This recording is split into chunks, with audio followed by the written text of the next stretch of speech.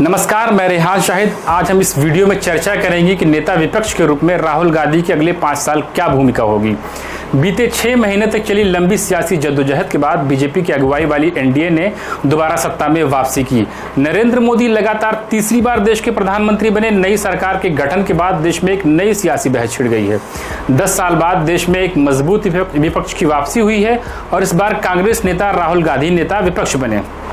ऐसे में लोकसभा में नेता विपक्ष के तौर पर आने वाले दिनों में राहुल गांधी की क्या भूमिका होगी, देश में मजबूत विपक्ष क्यों जरूरी है, क्या 10 साल बाद मजबूत विपक्ष बनने से प्रधानमंत्री नरेंद्र मोदी पहले की तरह ठोस फैसले ले पाएंगे, इसको लेकर सियासी गलियारों में एक नई चर्चा शुरू हो गई है।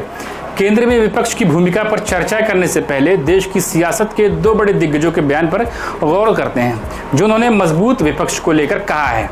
प्रधानमंत्री नरेंद्र मोदी ने एक प्रचार प्रसार के दौरान कहा था कि उन्हें मजबूत विपक्ष की कमी खल रही है। शायद चुनाव के दौरान जनता ने प्रधानमंत्री नरेंद्र मोदी के इस बयान को सीरियसली ले लिया और इंडिया गठबंधन ने 234 सीटें जीती और एक मजबूत विपक्ष के तौर पर उभरा। मजबूत विपक्ष को लेकर केंद्रीय गृह मंत्री अमित शाह के बयान का जिक्र करना जरूरी है।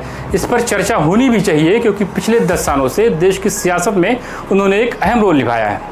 एक समाचार संस्था को दिए इंटरव्यू में गृह मंत्री अमित शाह ने कहा कि मजबूत विपक्ष देश के लिए अच्छा है। इस बात को मैं स्वीकार करता हूं, लेकिन इसका फैसला जनता करेगी और यह हमारे और आपके चाहने से नहीं होगा।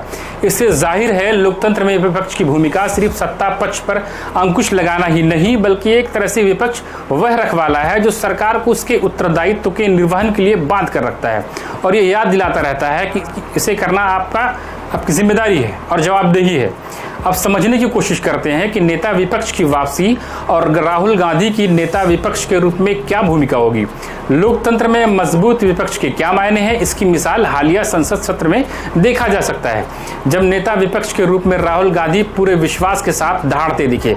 ऐसा नहीं है राहुल गांधी पहले संसद में बोले नहीं, पर तब वह कांग्रेस के एक आम नेता के रूप में ही बोलते थे, पर अब उनकी आवाज पूरे विपक्ष की आवाज मानी जाएगी। और जैसा कि प्रधानमंत्री ने कहा है कि लोकतांत्रिक परंपराओं का तकाजा है कि वे नेता प्रतिपक्ष की बात को ध्यान से सुने। लोकसभा में दिए गए राहुल गांधी के हालिया भाषण को इसी दृष्टि से देखा जाना चाहिए। नेता विपक्ष बनने के बाद राहुल गांधी की भूमिका देश की सियासत में अहम हो गई है। वह इसलिए कि पिछले 10 सालों में बीजेपी की सफलता इतनी बड़ी थी कि एक तरह से विपक्ष की आवाज दब गई थी।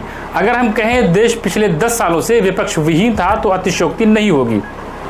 नेता विपक्ष बनने के बाद राहुल गांधी के सामने कई चुनौतियां होंगी। कांग्रेस के एक नेता ने कहा कि अगर राहुल गांधी विपक्ष के नेता नहीं बनते तो लोगों को ऐसा लगता कि राहुल गांधी प्रधानमंत्री नरेंद्र मोदी से मुकाबला करने से भाग रहे हैं। कांग्रेस महासचिव केसी वेणुगोपाल ने कहा कि हमने चुनाव के दौरान बेरोजगारी, महंगाई, महिला समानता और सामाजिक न्याय और जनहित के मुद्दे उठाए। इसको संसद में व्यापक स्तर पर उठाने की जरूरत है। संसद के अंदर इस अभियान का नेतृत्व करने के लिए राहुल गांधी सबसे उपयुक्त व्यक्ति हैं। गौर करने वाली बात है, 1 साल में 3 बार सदन की बैठक होती है। इस दौरान देश की समस्याओं पर सुनने, समझने और उसको हल करने के लिए सिर्फ 60 दिन का वक्त होता है। सदन सुचारू रूप से चले और विपक्ष जनता की समस्याओं के जरिए सरकार को घेरे, वह एक चुनौती होगी। इसके अलावा राहुल गांधी के सामने टीएमसी, बीजेटी जैसे अन्य दलों को इंडिया गठबंधन में जोड़कर रखना भी एक बड़ी चुनौती होगी। पेपर लीक, महंगाई, बेरोजगारी, सांप्रदायिकता जैसे मुद्दे मुंह खड़े हुए। इन मुद्दों को सुनियोजित ढंग से सरकार के सामने रखना विपक्ष के सामने और राहुल गांधी के सामने चुनौती होगी। कहावत है, कमजोर विपक्ष सत्ताधारियों में अहंकार पैदा करता है। शायद यही वजह रही होगी कि जब डॉक्टर राम मनोहर लोहिया ने कहा था कि जब सड़कें सूनी हो जाती हैं तो संसद आवारा हो जाती है। खैर, अब नेता प्रतिपक्ष के रूप में राहुल गांधी के भाषण ने नई उम्मीद जगाई है। कोई ज़रूरी नहीं है कि उनकी हर बात से सहमत हुआ जाए, पर यह समझना ज़रूरी है कि उनकी बातों में दम है। अब वह पहले वाले राहुल गांधी नहीं रहे, उन्हें हल्के में नहीं लिया जा सकता।